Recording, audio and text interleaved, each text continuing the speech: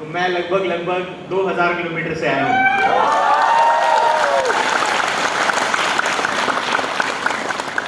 और जिंदगी में अगर दूर जाना है, आगे बढ़ना है, तो दूर जाके इवेंट भी अटेंड करना पड़ेगा दोस्त, अभी जिंदगी में दूर जाएंगे। जाना चाहते हो?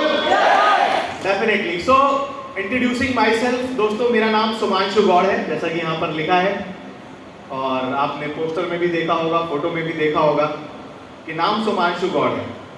तो मैं आपको सबसे पहले बता देना चाहता हूँ, ये जो मेरा नाम है सुमांशु, ये मेरा खुद का चॉइस नहीं था, ये मैंने खुद नहीं रखा। और मुझे पता है आपका भी जो नाम है वो आपका चॉइस नहीं होगा। मतलब ऐसा तो नहीं हुआ होगा कि आपने अपने घर पे बोला होगा मम्मी मेरा नाम तो दीपक रखना। क्या ये मौका मिला था आपको? हाँ कि ना? दोस्तों हमारा नाम चुनने का मौका हमें नहीं मिलता है। यस, मेरा जन्म हुआ मुरादाबाद, यूपी के अंदर एक शहर है मुरादाबाद, वहां मेरा जन्म हुआ। और आपको बता दूं कि मुरादाबाद शहर में पैदा होना भी मेरा चुनाव नहीं था। आप में से कितने लोगों का जन्म नलबरी के अंदर हुआ है? नलबरी में पैदा हुए, देख सकता हूं हाथ? ओके, कुछ लोग हैं यहाँ पर। यहां से बाहर कितने लोग पैदा हुए? अरे बाप रे, सारे बाहर से हैं, पूरी तैयारी है यहाँ पर कब्जा करने की। ओके क्या आपका चुनाव था जहां पर आप पैदा हुए? ये तो पक्का आपका चुनाव होगा। ये आपका चुनाव नहीं था, आपको भगवान ने पूछा नहीं कहां जाना है, सीधे भेज दिया। बड़ी नाइंसाफी है, बिना पूछे भेज दिया आपको। मेरे साथ भी ऐसे ही हुआ दोस्तों। हम कहां पैदा होते हैं कि हमारा चुनाव नहीं होता। अगर चुनाव होता तो शायद भगवान को बोलते अगर भेज रही है तो लंदन भेजो, न्यूयॉर्क भेजो, किसी अच्छी कंट्री अच्छी जगह भेजो, बट ये अपने हाथ में दोस्तों नहीं था। मुरादाबाद में भी मेरा जन्म हुआ तो एक साधारण मध्यम वर्गीय परिवार में मेरा जन्म हुआ। आप में से कितने लोग हैं जो मध्यम वर्गीय परिवार को मेरी तरह बिलोंग करते हैं? मिडिल क्लास फैमिली, मध्यम वर्गीय परिवार, आम आदमी, मेम्बो पीपल, सारी ऑलमोस्ट सभी लोग मुझे दिख रहे हैं मिडिल क्लास से। मुझे लग रहा था मैं ही हूँ, बट यहाँ आप लोगों के बीच आके लग रहा है कि नहीं, मेरा साथ देने वाले भी लोग हैं जो मध्यम वर्गीय परिवार से बिलोंग करते हैं। तो दोस्तों आपको बता देना चाहता हूँ कि मैं भी मध्यम वर्गीय परिवार में पैदा हुआ, लेकिन अगर मौका होता तो शायद आपके पास भी चॉइस था क्या मध्यम वर्गीय परिवार में पैदा होना? क्या आपका चॉइस था ये? क्या आपने बोला था ऊपर वाले को कि मेरे को मिडिल क्लास में भेजना? अगर चॉइस होता तो शायद आप भी बोलते अगर भेजनी है तो मानी के यहाँ भेजो, यस और नो? बट ये चॉइस अपने पास नहीं था दोस्तों। और मैं हमेशा एक बात बोलता हूँ, I was born in middle class, में मध्यम वर्गीय परिवार में पैदा हुआ, ये मेरा चुनाव नहीं था। लेकिन अपने को मिडिल क्लास में मरने का नहीं है दोस्त, ये अपना चुनाव था। I was born in middle class, that was not my choice, but I'm not going to die in this bloody middle class. That was my choice, और ये आपका भी चुनाव हो सकता है दोस्तों। Success is never by chance, it is always by choice. वो एक चुनाव जो एक दिन कभी ना कभी आप वहां बैठ के करते हो कि मैं आज यहाँ भीड़ में बैठा जरूर हूँ, भीड़ का हिस्सा भले ही हूँ, आज मुझे कोई नहीं जानता, लेकिन आने वाले वक्त में एक दिन मैं भी कभी ना कभी चीफ गेस्ट बन के जाऊंगा और भीड़ का कारण बनूंगा और लोग मुझे जानेंगे। नॉट बाय चांस, ये कोई बाय चांस नहीं होता है। मैं भी कभी ना कभी आप लोगों की तरह ऐसे पीछे जाके बैठता था, कई बार तो कुर्सी भी नहीं मिलती थी, चेयर भी नहीं मिलती थी, ये पैसेज में साइड में बैठे थे, कई बार आगे बैठते थे, कई बार कोई नहीं जानता था, कोई नहीं पूछता था, कोई सुमांशु गौड़, नोबडी न्यू। हो सकता है आपके साथ भी ऐसा हो, लेकिन ये आपका चुनाव होता है कि आपको बस वहीं बैठे रहना है या फिर आप एक इंस्पिरेशन लेके जाते हैं कि हमें भी स्टेज के ऊपर आना है और आने वाले वक्त में एज अ चीफ गेस्ट अलग अलग जगहों पर जाना है। यस और नो?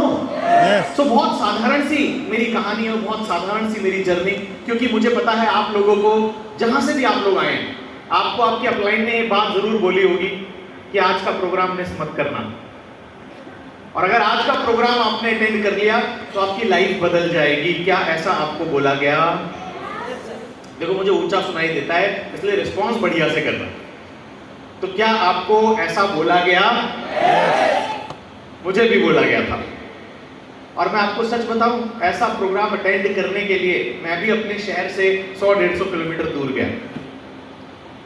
2 से 3 घंटे का वो प्रोग्राम मैंने अटेंड किया, और कमाल की बात, वो 3 घंटे का प्रोग्राम अटेंड करने के बाद मेरी लाइफ नहीं बदली।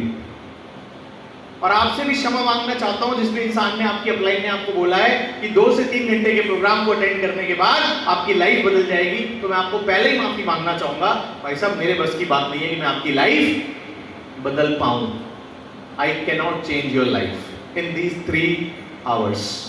इन 3 घंटों में आपकी जिंदगी मैं नहीं बदल सकता, लेकिन एक बात का वादा करता हूं दोस्त आपसे, इन 3 घंटे में मैं आपकी सोच को 100% बदल दूंगा।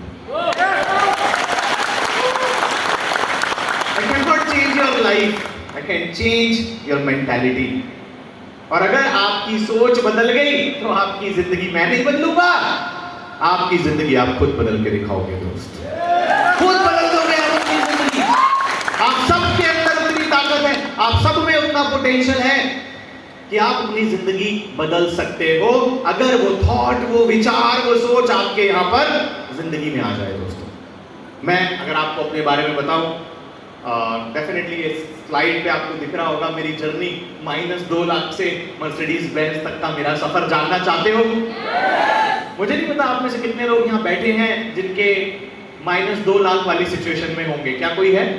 2 लाख से ज्यादा का कर्जा हो घर में, लोन हो घर में, घर से सिचुएशन ऐसी हो, मुझे नहीं पता है कि नहीं है, बट मैं ऐसी सिचुएशन में कब पहुंचा उसके लिए आपको थोड़ी सी अपनी जर्नी बताना चाहूंगा।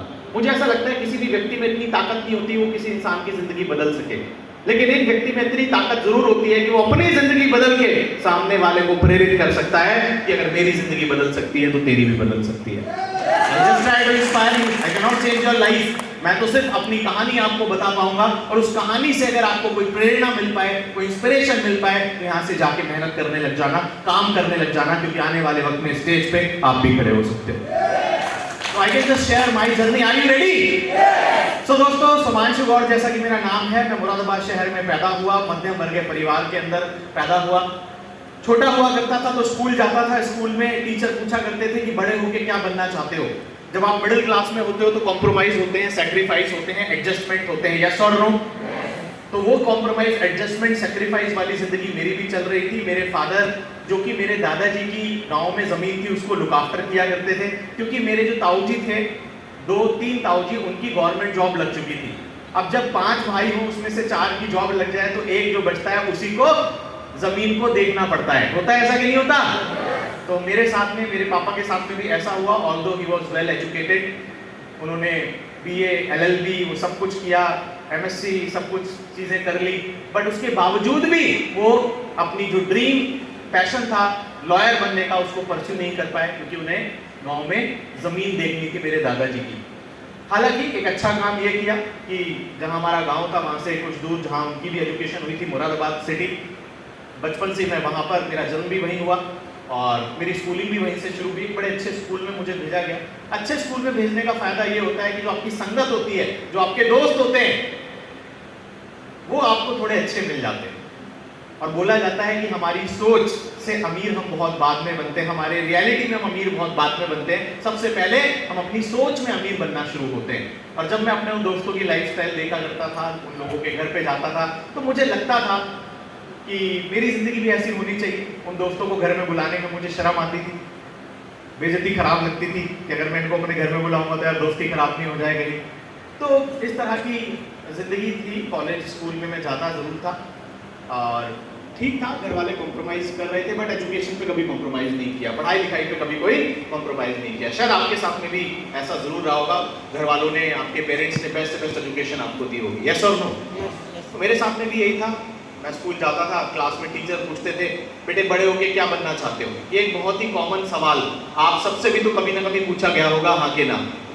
बड़े होके क्या बनना चाहते हो? तो बड़े सारे लोग जवाब देते थे कि बड़े होके डॉक्टर बनना है, बड़े होके इंजीनियर बनना है, बड़े होके पुलिस में जाना है, बड़े होके टीचर बनना है। लेकिन मैं मन ही मन सोचता था और अपने कुछ दोस्तों से डिस्कस करता था कि नहीं पता डॉक्टर बनेंगे, नहीं पता इंजीनियर बनेंगे, लेकिन एक बात तो तय है, अमीर बनेंगे, सक्सेसफुल बनने का है, कुछ बड़ा करने का है, डिफरेंट करने का है।